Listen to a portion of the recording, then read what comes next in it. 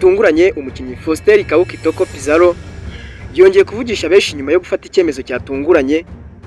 Mbese icyemezo cyaje kuba gihindura ibintu byose. Ese ni iki cyabaye hagati ya Rayon Sport? Kubera iki yaranze kwitabira imyitozo? Ninde wari uri inyuma y'ibi byose cyane cyane muri iki kibazo? Ese ni equipe ya Rayon Sport cyangwa ni Faustin Kitoko? Muri iyi nkuru uraza kumenya ikibazo ko cyatangiye, iby'impande zombi zavugaga, impamvu nyakuri yatumye Rikau Kitoko afata umwanzuro wo kwishyurira itike rero n'icyo bivuze kugaruka kwe muri Rayon Sport ku myiteguro ya Rayon Sport mbere y'iyi Sekafa Kagame Cup. Ndetse equipe ya Rayon Sport ikomeje n'imyiteguro yo kwitegura Confederation Cup. Iyi rero ni inkuru yuzuyemo amakuru atarazwi na benshi, ibisobanuro byimbitse n'isesengura iza kugufasha gusobanukirwa neza byabaye n'ingaruka bishobora kuza kugira ku hazaza h'uyu mukinnyi w'umunyekongo ndetse n'ikipe ya Rayon Sport muri rusange. Wowe reba iyi nkuru kugeza ku musozo kugira ngo utaza gucikwa, hataza kugira ikintu na kimwe kigusoba.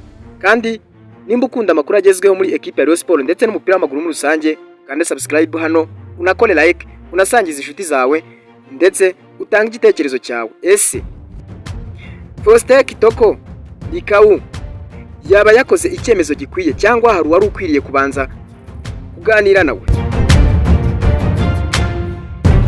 Ubundi nyuma y'iminsi myinshi havugwa kutumvikana hagati ya Faustin Rikau Kitoko ndetse na equipe ya Rayon Sport, ibintu byahinduye isura. Uyu mukinnyi wo hagati wari wanze kwitabira imyitozo kubera ikibazo cy'itike, yemeye kwiyishyurira rero urugendo rwe kugira ngo yongere yifatanye na bagenzi be mu myiteguro y'amarushanwa akomeye cyane ategereje igikundiro. Inkuru yo kutumvikana yo yari yateje impungenge abafana n'abakunzi ba ruhago cyane cyane ba Rayon Sport, cyane cyane mu gihe cyo kwitegura Sekafa Kagame Cup 2026 na CAF Confederation Cup ndetse shampiyona y'u Rwanda.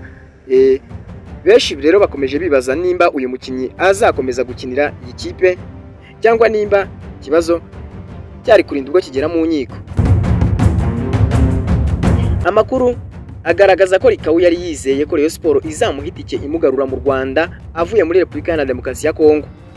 Gusa ubuyobozi bw'ikipe bwasobanuye ko amasezerano atagena ko ariyo izajya ihora imuha itike yo kugaruka mu gihe umukinnyi ari mu kiruhuko, ahubwo itike itangwa gusa igihe umukinnyi aje bwa mbere cyangwa asoje amasezerano agasubira iwabo. Nyuma yo kubona rero ko nta tike azahabwa, Rikau Kitoko yasabye ko yayihabwa nk'ideni ikazakarwa ku mushahara we, ariko ntiyagira igisubizo ahabwa. Icyo gihe yafashe icyemezo cyo kwiyishyurira urugendo kugira ngo ikibazo kidakomeza kudindiza imyiteguro ye n'iyi kipe. Mu kiganiro yavuze ko ateganya kugera mu Rwanda ku itariki 24 agahita ajya mu karere ka Gicumbi aho Rayon Sport Gikundiro iri gukorera imyitozo. Iyi nkuru rero, iyi nkuru yakiriwe neza n'abafana ba Gikundiro kuko Rikau Kitoko afatwa nk'umukinnyi ushobora kongera imbaraga mu kibuga hagati cyane mu marushanwa akomeye cyane ari imbere. Rayon Sport rero izahura na KVZ itariki 26 muri aya marushanwa ya Sekafa Kagame Cup. Nibigera ku itariki 29 izahita ikubura na Tusker FC maze isoreze kuri Al Hilal Omdurman yo muri Sudani, bikaba bazahura ku itariki ya mbere Kanama.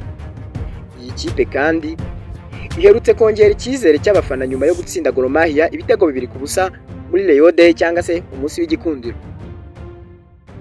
Ibintu byerekanye ko ifite intego yo kwitwara neza muri uyu mwaka w'imikino. None kuba Faustin Rikau yemeye kwigomwa akishyurira urugendo rwe bizamufasha kugaruka afite icyizere, imbaraga ndetse no kwigarurira icyizere cy'abafana, cyangwa ikibazo cye cyaba cyaragize ingaruka cyane zikomeye ku mubano we n'ubuyobozi bwa equipe ya Gikundiro?